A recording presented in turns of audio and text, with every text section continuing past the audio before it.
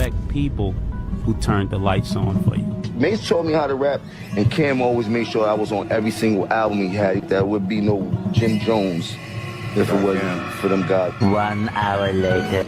And it's good to hear you give Mase his flowers. I ain't giving no flowers. I love to hate, because I'm a hater myself. Okay. You don't think Pusha T should be on the greatest 50 rappers of all time list? How? What has he done? What has he done that puts him in the greatest rappers of all time besides talk about that he probably didn't get? Y'all are not. Are you all unprepared for what just transpired? Jim Jones believed he could push a T and get away with it. He was mistaken, boy. The fact that Pusha T didn't simply reply has the streets humming. On live television, he destroyed Jim's life. The craziest moment was when Mase arrived with popcorn and appeared to be watching Netflix. However, this tale is far more complex than you may imagine. We're discussing friendships that have devolved into full-fledged conflict, decades of treachery and credit theft. You'll see why Jim Jones is having the worst week of his career by the end of this video. Allow me to explain how it all began.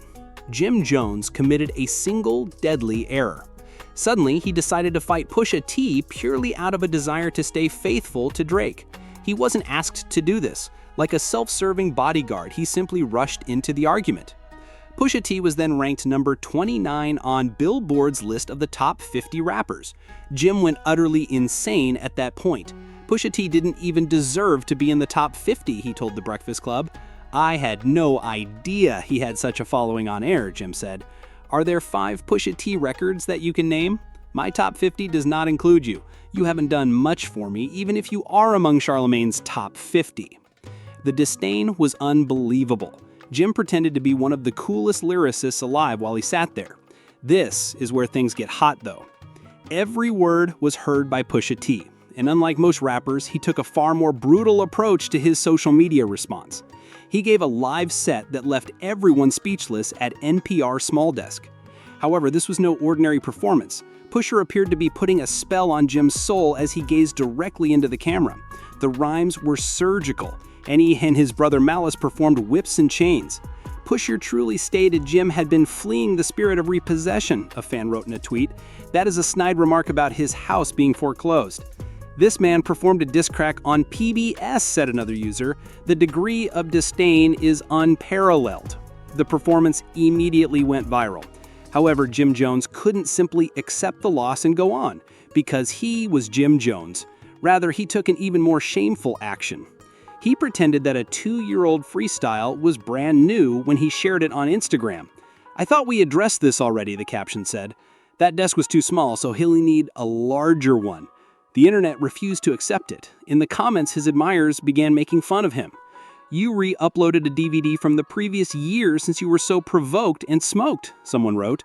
He stated no names, and yet you're claiming it, according to another admirer. Obsession develops out of jealousy. Man, give it up. It gets messier, though, because guess who was there to see the entire circus? Cameron and Mase. These two were treating Jim's breakdown like high-end entertainment while they were giggling uncontrollably. And Mase thought this was hilarious for a reason. This feud dates back many years. And things are going to get very personal.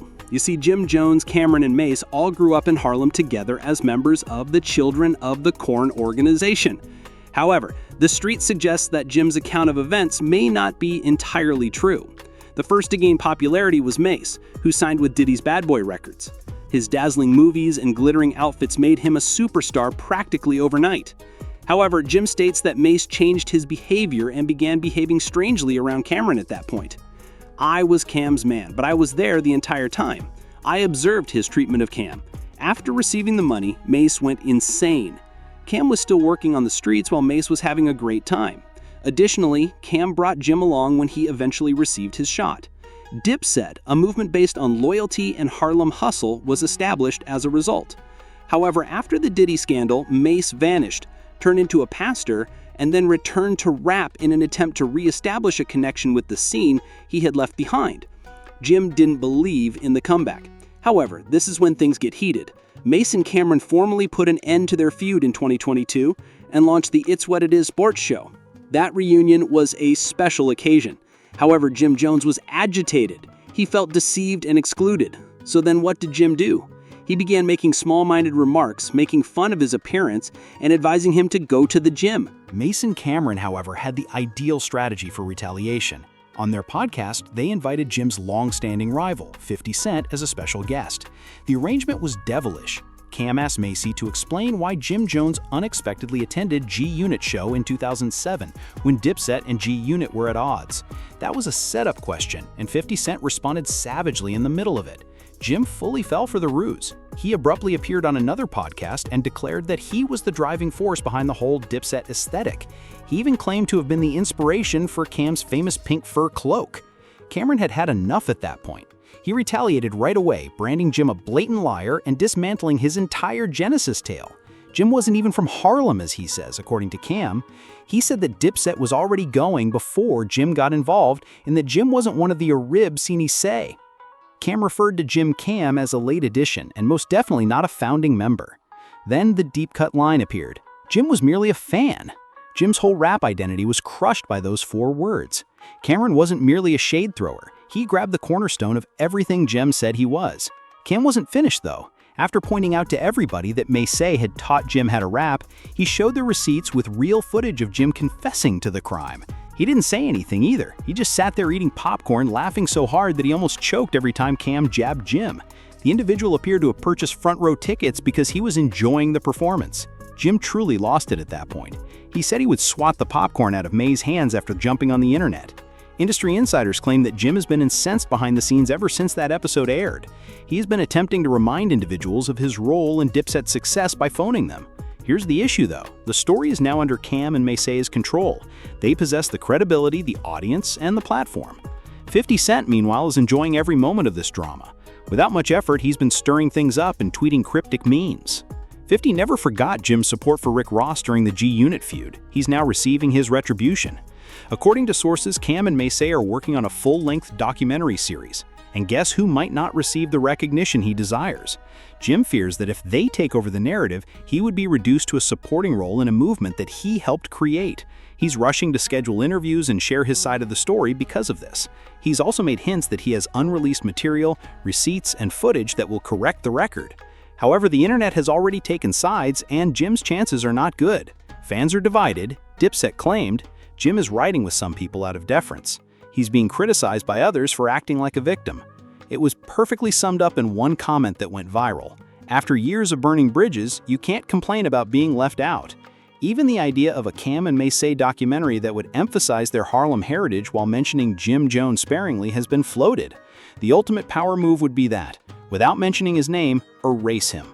Once the audience locks onto a version of history, it cannot be undone in a perception-based industry. This conflict is being fought in real time on several platforms, in headlines, interviews, and podcasts. It concerns who has the last say. Additionally, Cam and Mase are now in charge of the message and the microphone. Their sports podcast has evolved into a cultural power tool that, depending on who is targeted, can either elevate or demolish. Jim Jones is beginning to see that he is not only losing command of the story, but that he is being written out of it entirely. Viewers are reminded that they were the ones who were present each time Cam makes a sly remark or Mase cracks an inside joke. Jim's stories are being disparaged on television and he is powerless to stop it.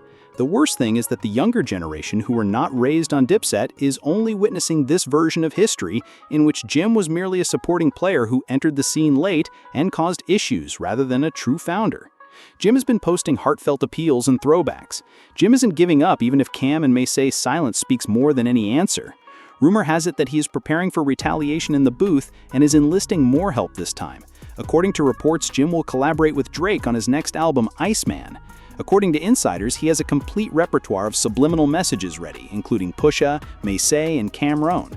Industry people are already murmuring about one particular track. This type of track has the potential to change the course of events and restore Jim's control. But this is the crucial query. Is Jim Jones set to make the biggest comeback of the year? Or is he simply becoming more and more irrelevant? The public is observing, the internet is split, and people are most likely still enjoying popcorn while they wait to see what comes next. What are your thoughts? Is Jim retaliating against his old buddies as the underdog? Or is he pursuing ghosts from a position